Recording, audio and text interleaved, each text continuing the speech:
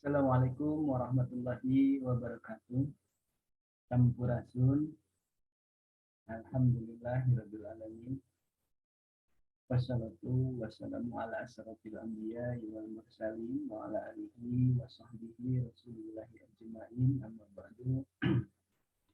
Pertama-tama marilah kita sama-sama panjatkan puji dan syukur kehadirat Allah Subhanahu wa taala yang senantiasa melimpahkan rahmat, taufik, hidayah, serta inayahnya kepada kita semua.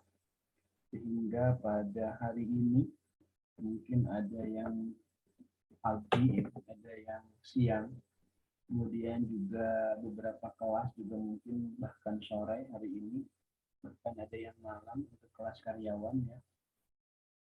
Eh, Hari ini bisa berkumpul dan dipertemukan pada proses belajar mengajar di semester 5 ya, untuk mata kuliah koperasi syariah ya, koperasi syariah. Dan saya juga mengucapkan selamat kepada seluruh mahasiswa dan mahasiswi eh, yang sudah sampai pada semester 5 ini saat ini di tahun ajaran 2022-2023 ya. Mudah-mudahan perjalanan perkuliahan Anda dan kita semua diberikan kelancaran ya, sehingga sampai semester 8 nanti atau sekitar 146 ya. Ada juga yang 150 mungkin, tapi di Fakultas Ekonomi dan Bisnis Universitas 11 April ini saya rasa tidak ada ya yang sampai 150, maksimal di 146-47, sehingga bisa lebih cepat membereskan perkuliahan untuk ke proses akhir ya. Dan kita berharap bahwa sampai nanti kelulusan Anda bisa berjalan dengan lancar ya. Tentu saja juga dengan ilmu yang bisa terkuasai, bahkan bisa bermanfaat ya untuk di kemudian hari di dalam implementasi di dunia kerja ya, industri dunia kerja. Nah, khusus untuk kelas karyawan atau ekstensi, saya kira ini bisa langsung diimplementasikan ya. Setiap proses perkuliahan dari semua mata kuliah dengan capaian pembelajaran atau learning outcome yang ingin dicapai pada setiap proses pembelajaran. Dan kita berharap juga pada proses pembelajaran saat ini, bisa pagi, mungkin ada yang siang, ada yang sore, bahkan ada yang malam, proses pembelajaran ini mendapatkan berkah dan ridho dari Allah Subhanahu wa taala, Tuhan yang Maha Esa. Dan selanjutnya tentu saja juga sholawat serta salam semoga tetap dicurahluahkan kepada junjungan kita Habibana wa Nabiyana Muhammad Sallallahu Alaihi Wasallam, pada keluarganya, sahabat-sahabatnya, tabi'in-tabi'innya, serta seluruh umatnya ya, yang selalu taat patuh terhadap ajaran beliau, yang insya Allah mudah-mudahan termasuk kita di antaranya ya. Adik-adik mahasiswa dan mahasiswi semester 5 yang Bapak banggakan, pada mata kuliah Koperasi Syariah ini tentu saja merupakan sebuah implementasi koperasi yang tentu saja berdasarkan dengan syariah-syariah ya. Dan bagaimana tentang koperasi syariah ini, kemudian apa itu koperasi syariah dan lain sebagainya. Nah, tentu selama satu semester ini kita akan belajar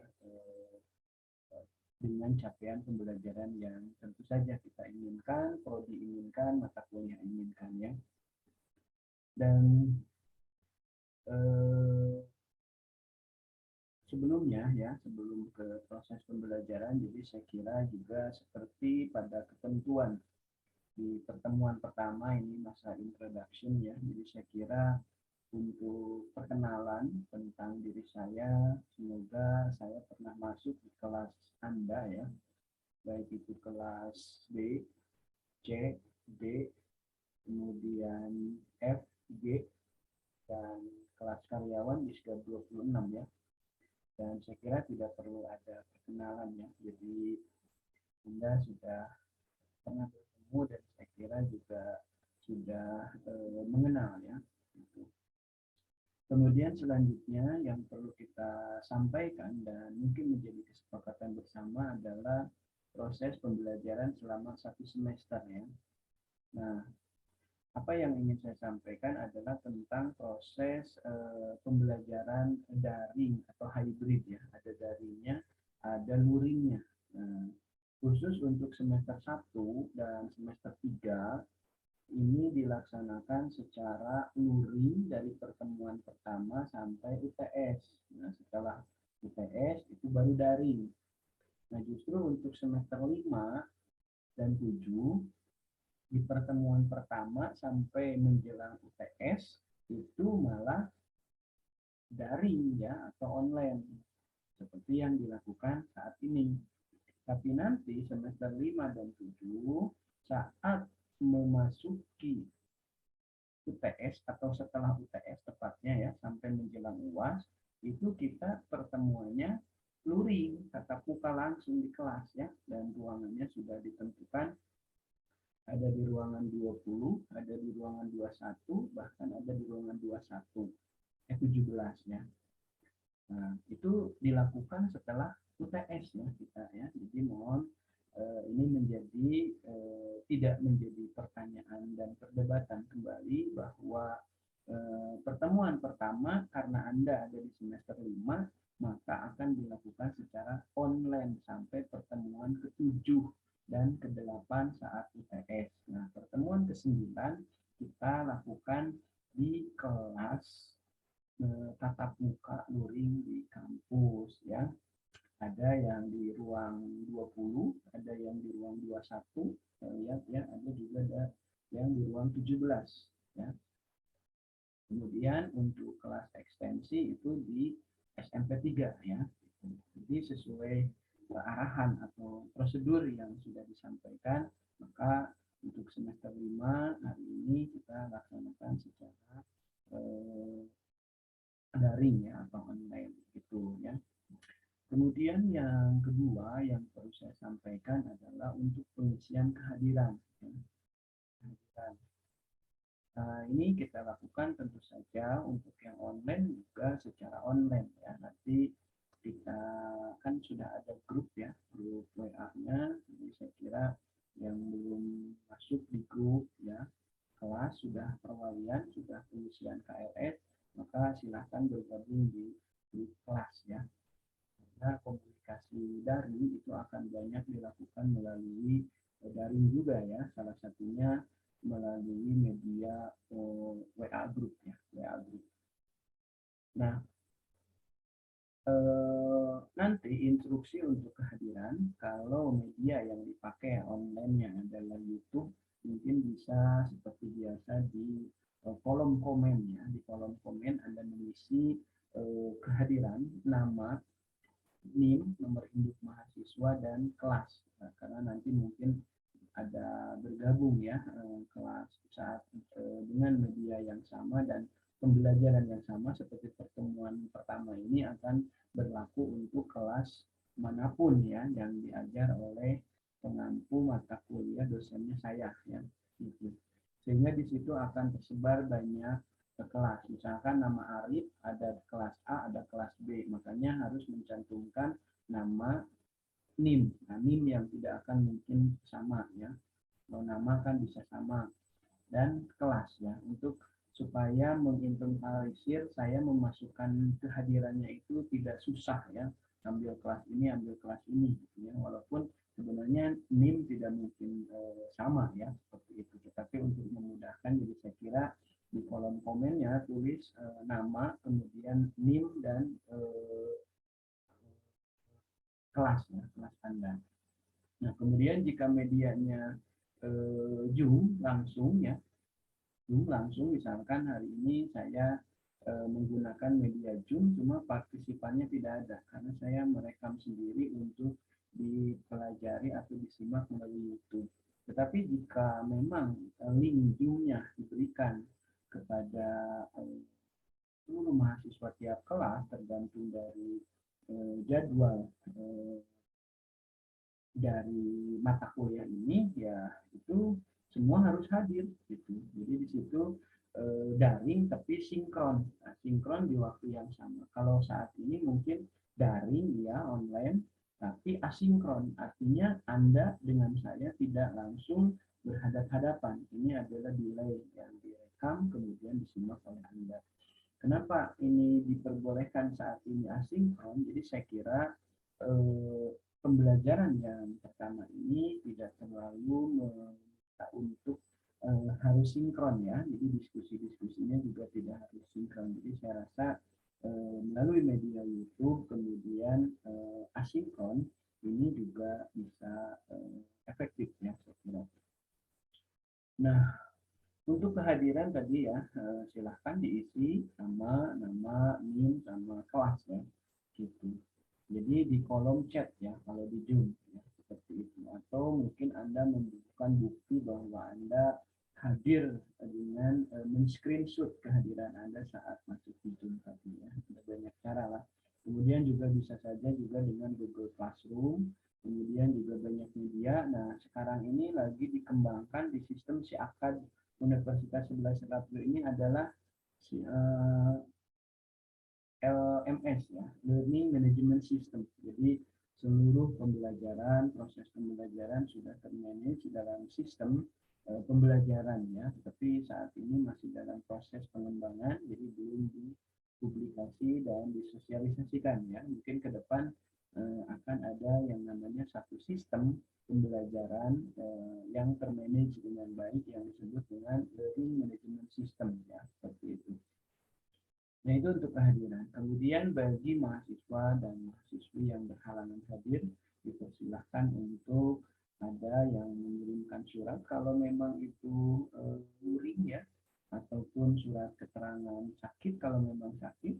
Tetapi kalau ini online, silahkan bisa secara daring juga ya. Misalkan surat keterangan sakitnya di WA-kan ke dapur dosen atau di grup kelas bahwa berhalangan atau sedang cuti sakit, atau mungkin juga izin keluarga dan yang lainnya. Intinya jika mau ada izin, entah itu izin sakit maupun izin keperluan yang memang tidak bisa ditinggalkan, nah ini dipersilahkan ya. Nah, kemudian yang ketiga, seperti Anda kan sudah semester 5, jadi saya kira sudah paham betul dengan aturan bahwa untuk pelaksanaan ujian akhir semester itu syarat kehadiran harus 75% ya, jadi hadir. Jadi kalau 16 pertemuan minimal 12 pertemuan. Jadi yang pertemuannya kurang dari 12 misalkan jadi nggak masuknya 5 kali, berarti 11 kali masuknya ya. Nah, ini belum bisa mengikuti ujian akhir semester karena kehadirannya kurang dari tingkat presentasi yang minimum ya, artinya tingkat kehadiran yang 75%. Jadi mohon nanti supaya tidak terjadi perdebatan dan perselisihan sejak awal hari ini kontrak silabi ini kita sampaikan dan kita sepakati kembali bersama ya. Nah, selanjutnya juga untuk durasi ya, SKS ini kan sebetulnya kalau normal itu satu SKS itu 50 menit ya. Sehingga kalau 3 SKS itu 3 kali 50 kurang lebih 150 menit atau 1 jam 40 menit ya, 1 jam 40 menit. Nah, ya betul ya, 150 oh 2 jam 30 menit ya, 2 jam 30 menit karena kan 1 jam 60, 150, 120, 2 jam 30 menit, jadi 2 jam setengah ya. Tetapi jika dilakukan secara online ya, karena kalau 2 jam setengah kita pantengin terus, ini juga Anda juga panas HP-nya ya, kemudian akan menghabiskan kuota yang lumayan besar juga ya, belum lagi mungkin sebelum mata kuliah saya atau setelah mata kuliah saya juga masih ada perkuliahan lainnya yang juga secara online tentu saja, karena semua mata kuliah di semester 5 tidak hanya saya yang tidak hanya koperasi syariah ya, itu pasti dilakukan secara online kan ya, sehingga pasti berarti Anda siap sampai UTS itu dengan kuota yang selalu standby. Saya sering banyak menyimak di semester sebelumnya saat COVID itu meningkat-meningkatnya, itu ada yang baru memberikan informasi tidak bisa masuk, mohon maaf jam tadi Pak, karena saya tidak punya kuota, karena saya baru membeli kuota, karena saya bilang kalau saya mau tugas ya kan sudah tahu ada jadwalnya, jadi kenapa nggak dipersiapkan sejak awal. Tapi kan balik lagi ya, kalau urusannya itu alasannya ya apa nggak punya uangnya, orang tua nganggur gara-gara COVID. Nah ini juga menjadi dilema juga ya, sehingga dalam arti kita juga tidak bisa berbuat banyak ya, tidak berkutik ya, pada akhirnya ya begitulah. Sehingga pada akhirnya cara proses pembelajaran di masa COVID itu tidak efektif ya, karena ya kebayang ya, tidak terlalu paham ya, belum juga yang meng-off-kan kamera, entah itu ada atau tidak adanya, kita walau alam ya, tidak tahu ya. Dan kita berhusnudzon waktu itu, kenapa? Karena banyak alasan untuk mengefisienkan kuota, kemudian sinyal yang kurang bagus kan begitu. Nah, pada akhirnya ya kita bisa hitung, yang menyimak dan on kamera itu bisa kita hitung dengan jari. Itu pun mungkin ada yang mungkin sambil makan-makan atau yang lain, kita tidak tahu, jadi tidak efektif lah. Apalagi di mata-mata kuliah yang sifatnya numerik ya, seperti statistik, kemudian matematika ekonomi, kemudian operation research, kemudian juga akuntansi ya, itu hitungan semua ya, itu sangat susah ya. Itu kadang-kadang kita offline saja luring ya, pusingnya bukan main kan, menghitung jurnal, kemudian memasukkan ke buku besar pembantu, kemudian balance sheet, kemudian juga ke neraca lajur, kemudian bikin neraca laba rugi, kemudian laporan perubahan modal, itu kan semua dengan angka. Nah kita bisa bayangkan dengan online ya, nah itu pusingnya bukan main ya. Nah, untuk online sendiri kan tidak mungkin ya 2,5 jam kita standby, sehingga paling tidak penyampaiannya hanya 40 menit ya, 40 menit atau bahkan 30 menit. Ya, nanti mungkin kalaupun ada yang didiskusikan itu nanti dilanjut di WA group ya, seperti itu barangkali ya. Kemudian selanjutnya kecuali untuk luring nanti setelah UTS kita sepakati kembali ya, itu kalau di kelas kan kita on time ya, walaupun mungkin beberapa kelas suka meminta Pak tolong 10 menit nunggu teman yang masih di kantin atau nunggu teman yang masih di perjalanan kalau memang jam pertama, seperti itu diperbolehkan karena ya masih logis lah gitu. Karena sama lah, dosen juga manusia, kadang-kadang di pertemuan sebelumnya kita udah ada kelas, baru keluar udah mau masuk lagi, mungkin juga ingin ada istirahat sekedar makan minum, itu wajar lah kalau toleransi 10 menit itu diperbolehkan ya. Nah kemudian hal-hal yang nilai. Nah untuk nilai saya kira Anda juga sudah tahu ya bahwa ini hari ini itu kontraksi lagi ya, jadi saya share-nya ini yang ini aja dulu ya, yang RPS ya, yang RPS. Nah untuk nilai itu yang kita akumulasi nilai akhir itu bukan UAS ya, jadi artinya yang masuk dalam nilai akhir dalam transkrip itu bukan hasil UAS, tetapi akumulasi dari UAS, UTS, kemudian juga tugas-tugas, kemudian juga keaktifan. Jadi nanti masing-masing memiliki bobot tertentu ya, seperti misalkan keaktifan itu kalaupun Anda dapat nilainya misalkan 80, itu bobotnya 10%. Tapi untuk UAS itu bobotnya lebih gede. Jadi kalau Anda dapat 60 ya, itu bobotnya 40. Jadi yang harusnya besar seharusnya bobotnya gede.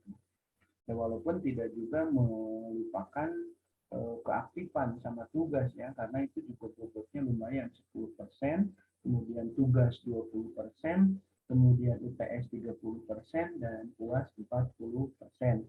Nah, Berapapun nilai keaktifan nanti akan diakumulasi dan dikali dengan bobot masing-masing dengan tugas UTS dan UAS sehingga nanti dibagi 10. Nah, itulah hasil nilai akhirnya. Nah, itu ya. Jadi jika UTS-nya merasa besar, tugasnya merasa mengumpulkan, bahkan bagus, tapi nggak ikut puas, ya jangan salah nanti nilai akhirnya juga turun ya. Jadi jangan mentang-mentang pas saya UTS kan ikut bahkan bagus, tugas bagus, kemudian keaktifan saya aktif, pas puasnya nggak ikut. Nah, ini juga akan menjadi turun juga ya nilai akhirnya. Ini beberapa hal saya sampaikan. Nah, kemudian untuk ini ya, untuk rencana pembelajaran semester kita akan sampaikan di sini untuk kelas B, C, D, F, G. Nah, itu 5 kelas itu pasti dengan bapaknya. Untuk kelas A dengan Pak Jajat, kemudian kelas E dengan Pak Suharna ya. Dan ini rencana pembelajaran semester untuk mata kuliah Koperasi Syariah. Ini mata kuliahnya Koperasi Syariah, kodenya DKS 02, rumpun mata kuliah, merupakan mata kuliah inti ya, dasar, walaupun ada prasyarat ya. Jadi bagi Anda yang kontrak mata kuliah ini ada prasyarat harus sudah lulus, salah satunya manajemen dan ekonomi koperasi itu harus sudah lulus karena di sini bicara koperasi, kemudian ekonomi syariah harus sudah lulus karena perpaduan dua mata kuliah ini. Jadi jika mata kuliah yang tadi Bapak sebut Anda belum lulus, saya kira belum bisa ngontrak mata kuliah ini ya, karena berat nanti ya dengan produk-produk yang ada di koperasi menyangkut dengan syariah ya, salah satunya produk-produk seperti mudharabah. Jadi simpanan sukarela, simpanan wajib, simpanan pokok itu memiliki akad, ada mudharabah ya, ada wadiah, kemudian nanti ada pembiayaan kredit di koperasinya kepada anggota itu menggunakan pola syariah ya. Ada pembiayaan murabahah nanti kalau untuk jual beli, ada pembiayaan bai salam untuk jual beli di bidang pertanian ya, di mana pembayaran dilakukan di depan sementara barang dilakukan belakangan. Kemudian pembiayaan istisna ya, jual beli istisna di mana barangnya minta dibuatkan dulu, kemudian ada syirkah kerjasama usaha, mudharabah kerjasama usaha musyarakah ya, tergantung karakter. Apakah investor menginvestasi keseluruhan modal atau hanya kedua belah pihak sudah sama-sama melakukan investasi. Nah, ini karakternya berbeda ya. Kalau mudharabah itu seluruh biaya investasi usaha tadi dibiayai oleh investor yang satu, sementara yang satu hanya mengelola usahanya. Nah, sementara musyarakah itu ke semua pihak sudah sama-sama menempatkan investasi dananya. Seperti itu. Kemudian juga ada pembiayaan kerjasama usaha di bidang pertanian seperti mukobaro, mukarobah, dan musakoh ya. Nah, itu karakternya seperti apa. Nah, koperasi melakukan hal-hal seperti itu kepada anggota untuk koperasi yang pola syariah. Kalau pola konven semuanya berbasis bunga ya, seperti itu. Nah, kemudian banyak juga pembiayaan di koperasi syariah ini seperti gadai syariah, ada rahan, itu rahan.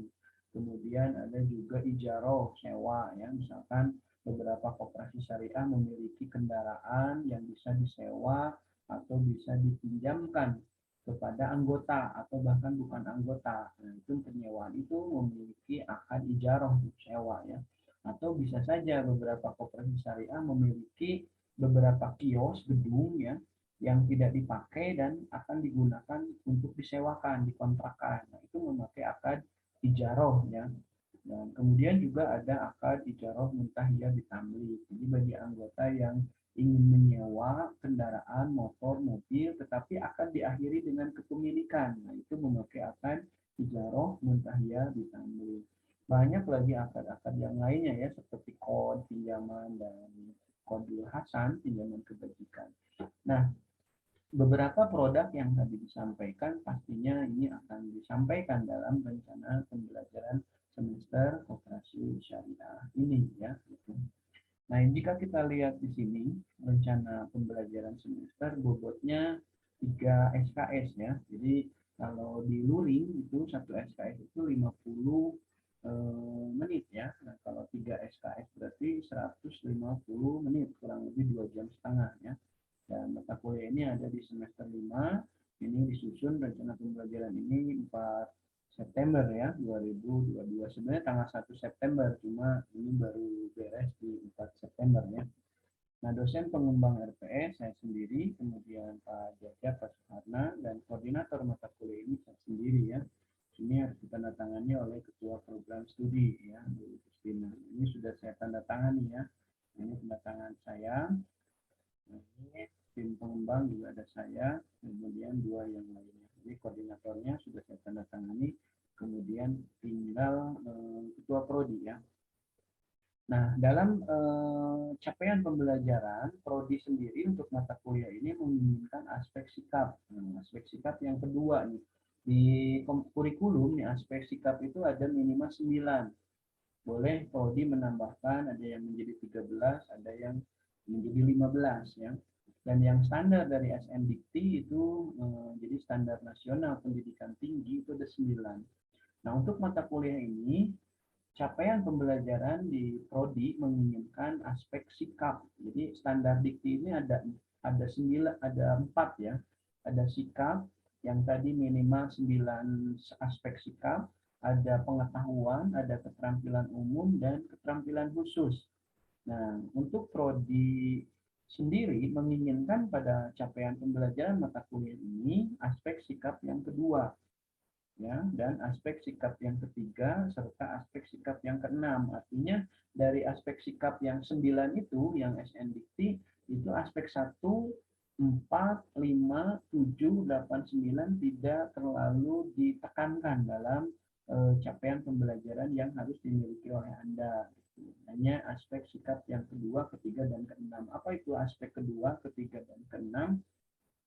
Aspek kedua itu menjunjung tinggi nilai kemanusiaan dalam menjalankan tugas berdasarkan agama, moral, dan etika. Jelas ya, karena nanti implementasi produk-produk syariah ini bagian dari nilai-nilai dalam menjalankan tugas berdasarkan agama, ya, moral, etika, dan menjunjung tinggi nilai kemanusiaan. Ya. Kemudian aspek ketiga, Anda ini harus nanti berkontribusi dalam peningkatan mutu kehidupan bermasyarakat, berbangsa, bernegara, dan kemajuan peradaban berdasarkan Pancasila.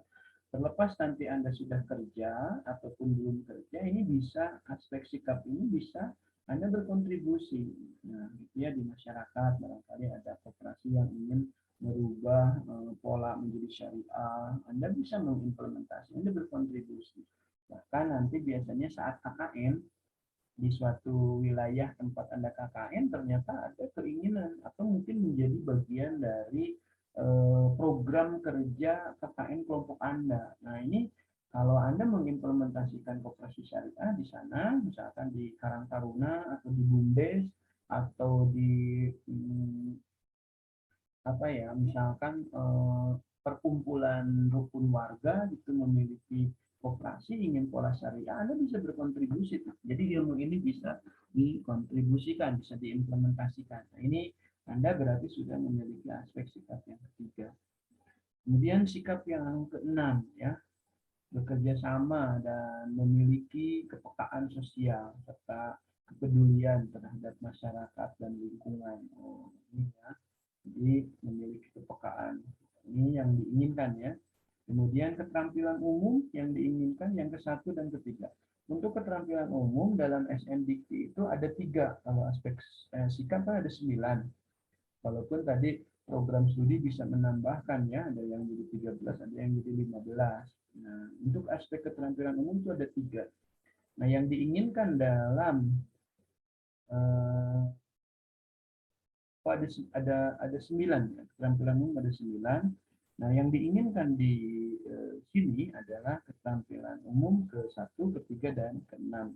Nah, apa itu keterampilan umum ke-1 yang diinginkan? Ini mahasiswa nanti Anda semua harus mampu menerapkan pemikiran logis, kritis, sistematis, menyangkut kaitannya dengan produk-produk syariah. Nanti yang logis seperti bagi hasil, kemudian cara penghitungan, kalau bunga seperti apa, ini juga akan berpikir logis, kritis, sistematis, dan inovatif. Masuk juga saat Anda menanggapi setiap materi yang disampaikan ya, Anda saat diskusi itu sudah menerapkan pemikiran logis, kritis, dan sistematis gitu. Kemudian muncul ide-ide dan gagasan itu bagian dari inovatif ya, sebagai konteks pengembangan dari ilmu pengetahuan. Nah, ini saya kira kalau ini selalu ya terjadi di kelas ini. Cuma apakah terjadinya hanya di beberapa mahasiswa? Nah, sekiranya ini bisa merata di semua mahasiswa ya, seperti itu. Kemudian keterampilan umum ketiga, apa itu keterampilan umum ketiga? Nah, ini mampu mengkaji implikasi pengembangan dan implementasi ilmu pengetahuan ya, baik teknologi, karena nanti koperasi pun ini sekarang itu mengembangkan digitalisasi koperasi yang termasuk bagaimana anggota itu mengajukan keanggotaannya ya, atau membuka rekening baru baik simpanan sukarela dengan pola mudharabah maupun wadiah itu tidak harus datang ke kantor, jadi menggunakan online ya, seperti itu. Termasuk juga jika ada anggota yang mau melakukan pengajuan kredit ya, entah itu kredit pembiayaan mudharabah, musyarakah, kemudian murabahah, bai salam, dan yang lainnya itu ternyata juga bisa online, walaupun sebenarnya nilai silaturahimnya menjadi kurang ya. Sebenarnya dengan digitalisasi itu semua serba mudah, serba cepat, serba canggih, tetapi dari unsur sosial kemudian silaturahim ini tidak terjadi ya, karena semua kadang melakukan transaksi tidak bertemu gitu ya, seperti yang terjadi di bisnis online saja ya, baik itu yang melalui aplikasi marketplace maupun Shopee, Lazada, dan yang lainnya itu, maupun lewat status WA dan lainnya, itu kan kita tidak ketemu langsung gitu, sehingga tahu orang itu namanya, kemudian kita lihat fotonya, tetapi kan foto juga bisa berubah, itu foto saat kapan gitu ya. Nah, intinya tidak berhubungan, bersentuhan langsung gitu, sehingga dari sisi chemistry, kemudian apa ya, secara adat ini kita tidak ketemu gitu ya. Ini yang kelemahan dari pada sistem digital gitu ya.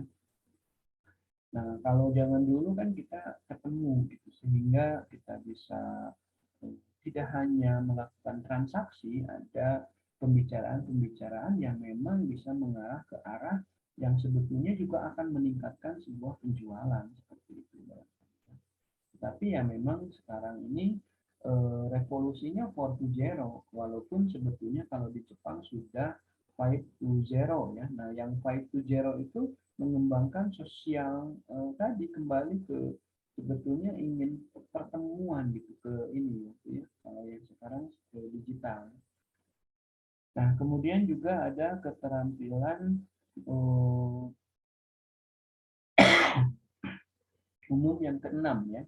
Nah, ini mampu memelihara dan mengembangkan jaringan kerja dengan pembimbing, ya, kolega, jaringan ya, networking, sejawat, kemudian baik di dalam maupun di luar lembaganya. Kemudian keterampilan khusus, dan ini ada dua ya. Secara SNDQ untuk keterampilan khusus itu ada 3. Berarti di sini prodi menginginkan di mata kuliah ini ada 2 ya. Berarti yang satu tidak ya. Yang satu itu berarti yang keterampilan khusus yang ketiga. Karena keterampilan khusus yang pertama dan kedua ini ada diminta oleh prodi pada mata kuliah ini. Apa itu? Nah, yang pertama, keterampilan khusus yang pertama adalah harus mampu menyelesaikan rutin fungsi manajemen dari mulai planning, organizing, acting, kemudian controlling.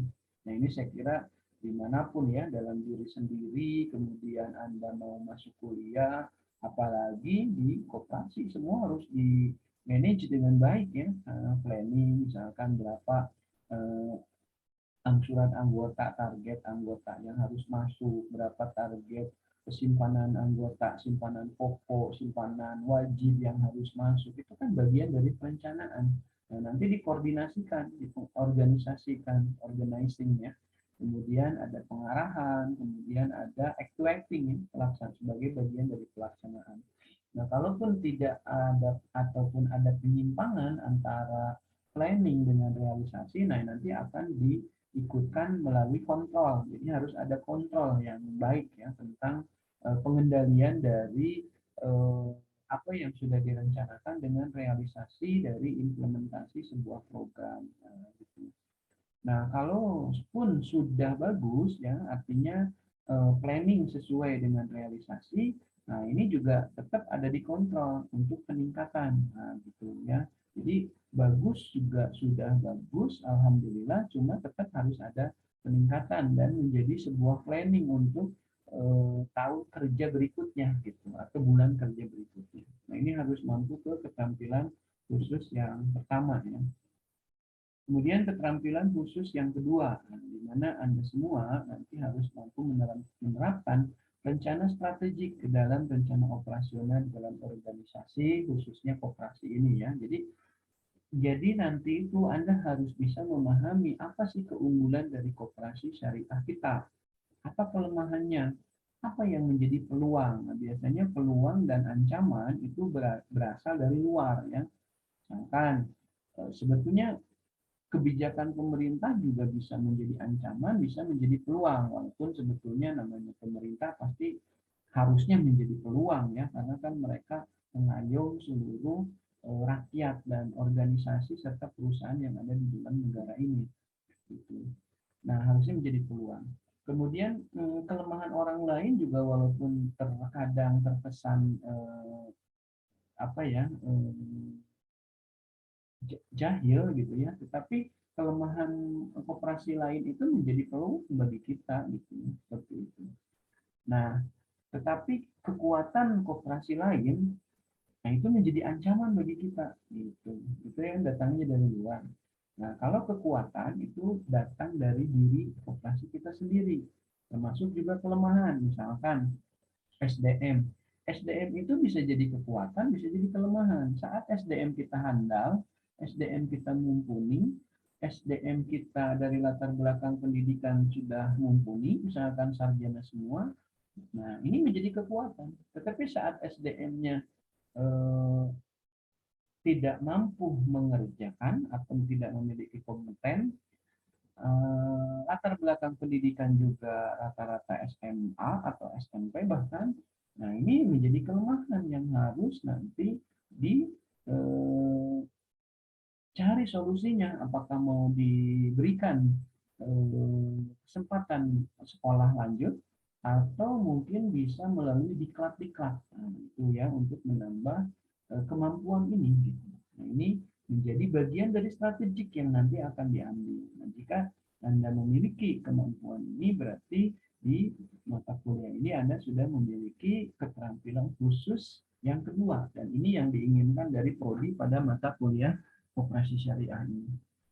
Nah, tentu saja kita sebagai dosen, pembina, akan mengarahkan ke arah yang barusan disebutkan. Nah, terlepas nanti ada yang kan banyak ya, satu kelas itu kurang lebih di atas 30.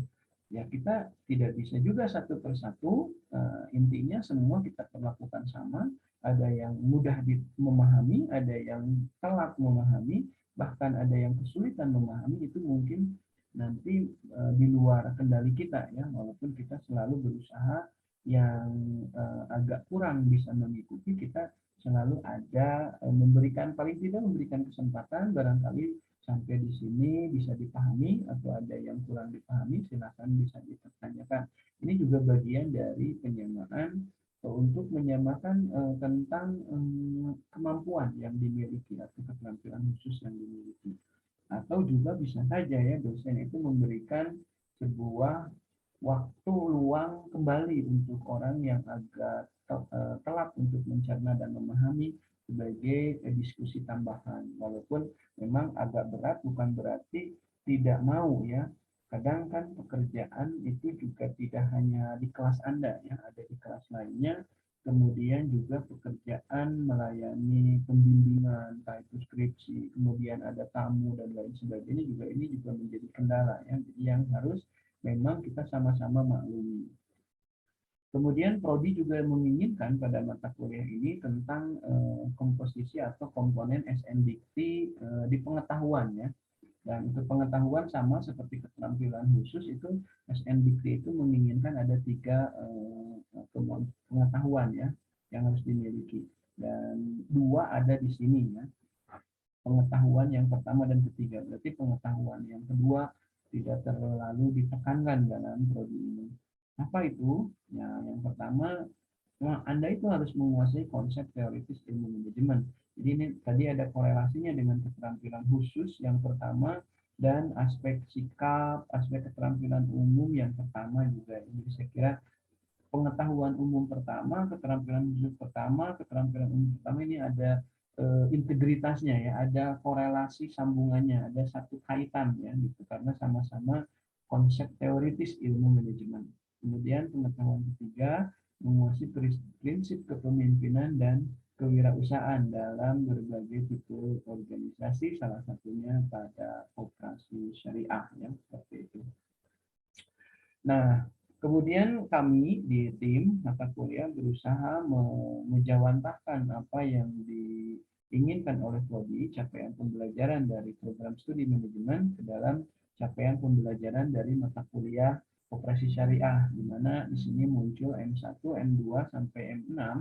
Jadi di sini mahasiswa mampu menjelaskan pengertian fungsi tujuan ini sebagai penurunan dari keinginan prodi dari aspek kedua, keterampilan umum ketiga, dan pengetahuan pertama.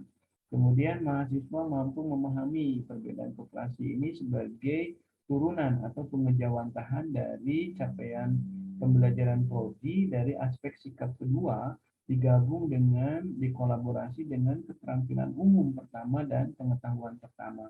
Begitu semua sampai M6 di mana di sini mampu memahami penghimpunan dan pemilihan fokus syariah ini sebagai sikap yang keenam, penampilan khusus pertama, keterampilan khusus kedua, dan pengetahuan yang ketiga. Ya. Jadi capaian pembelajaran yang diinginkan prodi pada mata kuliah fokus syariah kami jawantahkan dalam menjadi capaian pembelajaran mata kuliah. Nah, kemudian capaian mata kuliah juga kami turunkan kembali dalam sub capaian pembelajaran mata kuliah. Di mana di sini muncul learning 1, learning 2, learning 3 yang nanti akan terbagi dalam beberapa chapter ya, dalam beberapa bab. Nah, ini learning pertama, mahasiswa mampu menjelaskan pengertian dan dasar hukum koperasi syariah. Dan ini dengan secara otomatis nanti akan menjadi chapter pertama atau pokok bahasan di pertemuan pertama ya, harusnya hari ini. Tapi hari ini kita menyampaikan dulu kontrak silabi ya, supaya tidak ada kesalahpahaman dan semua paham dengan apa yang akan dilakukan dalam satu semester ini. Nah, sehingga bahkan materi ini Anda bisa screenshot ya, kemudian juga kalaupun susah men-screenshot, saya kira boleh nanti juga saya share di WA group untuk rencana pembelajaran semester ini. Nah, ini untuk M1 tadi yang capaian pembelajaran mata kuliah, kami turunkan dalam sub capaian pembelajaran mata kuliah, di mana di sini muncul learning 1, ini menjadi chapter 1 nanti ya. Nah, ini implementasi dari M1 ini kita munculkan menjadi learning 1. Kemudian learning 2 dan learning 3 ini menurunkan dari capaian pembelajaran mata kuliah M2. M2 itu turunan menjadi learning 2 dan learning 3 ya. Nah, untuk M3 capaian pembelajaran mata kuliah M3 ini diimplementasikan atau diturunkan dalam learning keempat ya. Sementara untuk capaian pembelajaran mata kuliah M4 ini menjadi 3, 4, bahkan 5, 6 ya, sampai learning 12 itu penurunan dari M4 ya. Sangat banyak ya learning atau sub capaian pembelajaran mata kuliah yang diturunkan dalam learning 5, learning 6, learning 7, learning 8, learning 9, learning 10, bahkan sampai learning ke 13 ya. Oh, ke 12, karena learning 13 itu menurunkan dari capaian pembelajaran mata kuliah M5 ya. Nah, ini semua diturunkan. Sehingga apapun nanti yang kita lakukan dalam setiap learningnya itu sebetulnya mengikuti apa yang diinginkan dalam capaian mata kuliah. Dan capaian mata kuliah itu mengikuti apa yang diinginkan di prodi. Prodi mengikuti apa yang diinginkan di visi misi. Visi misi mengikuti apa yang diinginkan SNDIKT dan industri dunia kerja. Gitu. Sehingga jika kita sama-sama mencapai apa yang diinginkan dalam capaian pembelajaran ini, maka Anda akan siap untuk digunakan baik secara standar nasional pendidikan tinggi maupun industri dunia kerja, gitu ya. Karena untuk implementasi Kopres Syariah ini, nah begitu. Jadi barangkali nanti Anda akan susah juga, enggak ya, karena ini disesuaikan dengan tingkat kebutuhan. Gitu. Jadi pangsa pasar yang menginginkan, gitu. Kalau Anda mengikuti, saya kira akan memudahkan ya. Ya walaupun kita tidak pernah tahu ya, kadang-kadang pekerjaan kita setelah lulus belum tentu juga ya. Ada mengabdi di koperasi syariah, di perbankan syariah, insurans syariah, reksadana syariah, pegadaian syariah dan lain sebagainya. Ya kita tidak pernah tahu. Ya itu nikmati saja karena tidak pernah tahu itu. Kalau Anda Tuhan menakdirkan ada di bank syariah, paling tidak ilmunya sudah kita pernah pelajari gitu dan tidak terlalu lama untuk mempelajari kembali nanti karena pernah mendapatkan. Nah, deskripsi singkat mata kuliah Koperasi Syariah sendiri ini Anda bisa baca ya di depan slide komputer atau HP Anda. Di sini materi mata kuliah ini memberikan panduan yang lengkap tentang Koperasi Syariah dengan ilustrasi yang dijabarkan dengan jelas, saya kira nanti ya, dilengkapi juga dengan ilustrasi pengolahan dan perhitungan. Materi mata kuliah ini juga mengikuti bahasan ya, ini ruang lingkup dan pengertian koperasi syariah, tujuan, landasan hukum dan landasan syariahnya. Juga ada berbagai produk ya, dari koperasi syariah itu seperti mudharabah, musyarakah, murabahah, dari salam ya, arahan dari syariah, kemudian juga yang lain-lainnya, serta juga yang tidak kalah menariknya adalah teknik perhitungan nisbah bagi hasil dan jual beli dengan ilustrasi sampel perhitungan atau simulasi perhitungan ya berdasarkan data dan pengalaman aplikasi di lapangan atau sebuah operasi operasi syariah ya. Karena kebetulan saya sendiri juga merupakan praktisi dulunya di bidang ini ya, jadi mengalami sekali. Nah, sehingga dari learning tadi, subjob rangkaian pembelajaran mata kuliah yang learning 1 sampai learning 16 ini kita turunkan dalam materi pembelajaran pokok bahasan. Ini ada 16 ya. Walaupun sebenarnya ini 8 itu tidak materi kan, ada UTS dan 16 itu ada UAS. Jadi ini versinya 16 sub pokok bahasan itu berarti menjadi 18 sama UTS dan UAS. Tapi tidak masalah ya, nanti disesuaikan saja. Kalau memang pertemuan ke-8 itu UTS dan ke-16 UAS, ya berarti ada 2 pokok bahasan yang tidak terlalu disampaikan, tidak masalah ya. Nah, untuk pustaka referensi ya, referensi ini Anda wajib memiliki buku yang pertama karangan saya sendiri nih, supaya di Koperasi Syariah. Nah, bukunya yang mana? Coba kita share screen-nya, kita gantikan. Ini dari Alfa Beta ya. Nah, ini Anda juga bisa beli ya. Mungkin Anda di semester 4 pernah membeli buku tulisan saya itu manajemen perbankan, dan saya kira sekarang juga Anda harus memilikinya ya. Kalau dulu manajemen perbankan harganya berapa? 98. Ini dari Alfa Beta ya. Ini karangan saya, ini ada 4 buku, ada ekonomi syariah, ada koperasi syariah, manajemen perbankan, kemudian ini untuk BUMDes ada dari alfa beta. Nah, untuk koperasi syariah sendiri, ini bukunya seperti ini. Nah, ini ya. Ini wajib Anda miliki. Dan jika Anda membeli hard copy seperti kemarin ya, manajemen perbankan itu lumayan agak mahal. Saya kira mendingan saya saranin Anda belinya e-book. Harganya 15.000. Jadi buku koperasi syariah ini 15.000. Jadi nanti kumpulkan di setiap bendahara atau ketua kelasnya ya. Jadi ditulis nama yang beli ya. Wajib semuanya kalau bisa. Jadi kalau ada 40 kali 15.000 ya. Jadi nanti share linknya ya, link e-booknya sehingga Anda bisa unduh setelah kita kasihkan link e-booknya gitu ya, seperti itu. Jadi cuma prosedurnya silakan ketua kelas atau bendahara dari kelas B, C, D, F, dan G, kemudian di skab 26 itu membayar kepada bendahara 15.000 ya, per orang kali jumlah mahasiswa di kelas itu, kemudian disetorkan melalui bendahara dan ketua kelas kepada saya. Kemudian nanti akan dikirim linknya melalui mahasiswa ya, WA-nya mahasiswa masing-masing, karena di grup kan ada ya, itu japri, karena linknya mungkin bisa berbeda. Kemudian pengiriman nanti boleh juga dari bendahara ya, setelah terkumpul semua. Jangan mengirimkan sebelum terkumpul semua, karena ini wajib ya. Ya 15.000 lah, daripada beli hard copy-nya itu 89.000,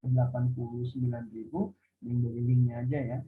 Nah, itu 15.000 itu beli apa ya, bakso lah ya.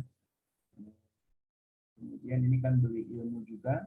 Nah, itu berarti 5 kelas A, B, C, D, F, G, dan satu lagi jadi 6 kelas di setiap 26 ya. Jadi wajib mengumpulkan dulu 15.000, tulis nama, dikumpulkan di bendahara dan ketua, kemudian bendahara ketua menyetorkan kepada saya, baru nanti diberikan linknya ya. Karena beberapa UTS sama UAS juga ada soal di halaman sekian. Biasanya untuk nomor absen sekian harus mengerjakan resensi nomor sekian sampai halaman sekian. Nah, kalau tidak punya juga ini lumayan repot ya, lumayan repot. Nah, seperti itu, jadi saya kira dari bendahara dan ketua boleh mengirimkan secara transfer juga boleh ya. Jadi kalau ada 10 orang itu 15.150. Berarti kalau ada 4 orang itu 40 orang itu 600.000 ya per kelas. Itu kalau 40 orang cuma 600.000, berarti beres semua. Kemudian nanti kita kirim di sama kelas A sama kelas E yang tidak belajar sama saya juga disarankannya sama melalui dosen pengajar PJJ sama Pak Suhana. Kebetulan ini bukunya karangan saya ya, yang koperasi syariah dari teori untuk praktek, untuk akademisi dan praktisi. Nah, itu bukunya kurang lebih ini ya, sudah disiapkan. Kemudian selanjutnya kita kembali lagi ke yang tadi. Ada Sudarsono, ini Koperasi Jasa Keuangan Syariah edisi ke-6 Yogyakarta. Ini boleh juga, ini sifatnya sunnah. Tidak beli pun tidak apa-apa, minimal kita memajukan penulis dosen sendiri ya. Gitu. Nah, kemudian boleh juga referensi pendukung kalau Anda memang mau beli lagi, ada dari Hendro Yogi, kemudian Diskop juga, cuma Diskop itu sifatnya pedoman ya, pedoman standar SOP, tapi menunjang juga karena beberapa buku materi yang saya tulis juga ada beberapa referensi yang diambil dari dinas koperasi ya, seperti itu. Kemudian media pembelajaran perangkat lunak, ini ada apa ya, software LMS ya, nanti ada learning management system, Kemudian perangkat ada infocus, LCD, laptop, whiteboard. Ya, ini nanti kalau sudah luring setelah puas, ya saya kira ini akan diberlakukan. Untuk sekarang saya kira perangkat lunaknya ya menggunakan Zoom, online, aplikasi YouTube, dan lain sebagainya ya. Tim pengajar tadi sudah saya sampaikan, ada saya sendiri, Pak Dijajar, Pak Suhatna, kemudian mata kuliah prasyarat. Jadi eh, Anda bisa mengikuti perkuliahan ini kalau sudah lulus mata kuliah ini nih ya, ekonomi koperasi dan manajemen koperasi termasuk ekonomi syariah. Semoga yang hari ini belajar ini sudah lulus dua mata kuliah ini ya. Nah ini rekan-rekan mahasiswa dan mahasiswi di kelas manajemen semester 5 pada mata kuliah eh, operasi syariah ini seperti tadi yang sudah saya sampaikan ya. Dan selanjutnya untuk materi ini saya kira konsep yang pertama ya sesuai silabus tadi adalah konsep eh, besar koperasi, konsep ini ya. Nah, konsep koperasi saya kira bisa kita sampaikan minggu depan ya tentang pengertian dan lain sebagainya. Dan luring atau daring ini, online ini akan kita laksanakan sampai pertemuan ke-7 dan ke-8 UTS, kemudian ke-9 Anda jangan lupa sudah eh, luring ya. Jadi bagi Anda yang jauh, Majalengka, Subang, Bandung, dan luar kota Sumedang yang ngekos, itu saya kira memasuki bulan apa ya, September, Oktober, November ya. November itu mungkin sudah harus bayar berbenah kosan ya. Kalau sekarang mungkin masih bisa di daerah masing-masing ya dengan melakukan proses daring ya. Seperti itu. Saya kira untuk pertemuan pertama itu ya, dan mudah-mudahan di pertemuan kedua kita masih online, masih daring, kita akan belajar bersama melalui media online ini. Eh, Mungkin ada beberapa tugas atau yang lainnya ya nanti yang kita sampaikan. Dan intinya pada pertemuan pertama saya kira cukup ya, udah hampir 1 jam. 60 menit lumayan, Anda juga menyimak juga HP-nya juga bisa panas, laptop dan lain sebagainya. Jadi saya kira cukup ya. Mohon maaf apabila ada banyak kesalahan, kehilapan dalam penyampaian tutur kata, kemudian sikap dan tingkah laku. Kalaupun ada benar, sudah jelas itu datang dari Allah, Tuhan yang Maha Esa. Kalau banyak salah itu sudah pasti karena kebodohan dan kehilapan saya sebagai dan manusia biasa. Terima kasih. Bila taufiq wal hidayah. Assalamualaikum warahmatullahi wabarakatuh.